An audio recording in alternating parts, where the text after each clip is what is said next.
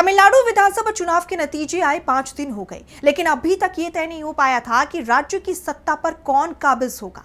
राज्य में सबसे बड़ी पार्टी बनकर उभरी टीवीके ने कई बार राज्यपाल से मुलाकात कर सरकार बनाने का दावा पेश किया, लेकिन राज्यपाल ने उन्हें बहुमत साबित करने को कह दिया, जिसके बाद अब वीसीके ने टीवीके का समर्थन कर दिया है, जिसके बाद विजय सरकार का रास्ता साफ हो गया है।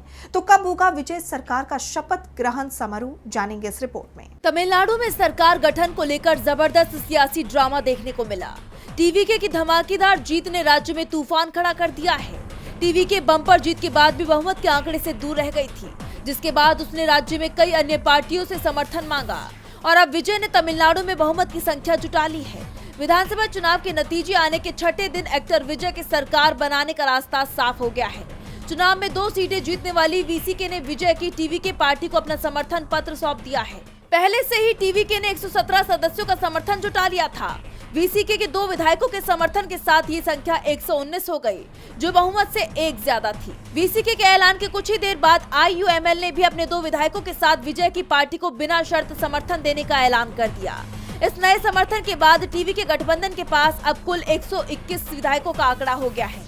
टीवीके नेता अर्जुन ने समर्थन के लिए कांग्रेस, वामपंथी दलों और वीसीके प्रमुख थिरुमावलवन का आभार जताया और कहा कि विजय मुख्यमंत्री बनने के लिए तैयार है। सीटों की बात की जाए तो टीवीके के पास 108, कांग्रेस के पास 5, सीपीआई की 2, सीपीएम के पास 2, वीसीके के पास 2, आईयूएमएल के पास 2 सीटें हैं। इन सब के साथ आने के बाद कुल सीटों की संख्या 121 हो जाती है, जो बहुमत के लिए जरूरी 118 से 3 ज्यादा है। इसके साथ ही विजय का मुख्यमंत्री बनना अब तय माना जा रहा है। बहुमत का आंकड़ा पार करने के बाद विजय राज्यपाल से मुलाकात करने को तैयार है। टीवीके की तरफ से कहा जा रहा है कि कोई रुकावट नहीं आती है तो विजय 10 मई को सीएम पद की शपथ लेंगे। वहीं कांग्रेस ने हॉर्स ट्रेडिंग के डर से अपने 5 विधायकों को हैदराबाद भेज दिया है।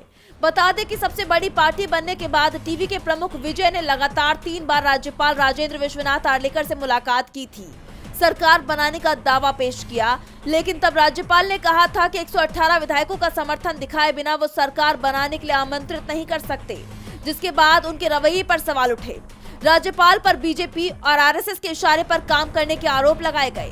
खबर है कि बीजेपी नहीं चाहती थी कि राज्य में कांग्रेस और टीवीके की सरकार बने, इसलिए बीजेपी की तरफ से टीवीके को सरकार बनाने से रोकने के लिए तमाम कोशिश की गई, लेकिन अब बीजेपी की सारी कोशिशें फेल हो गई हैं।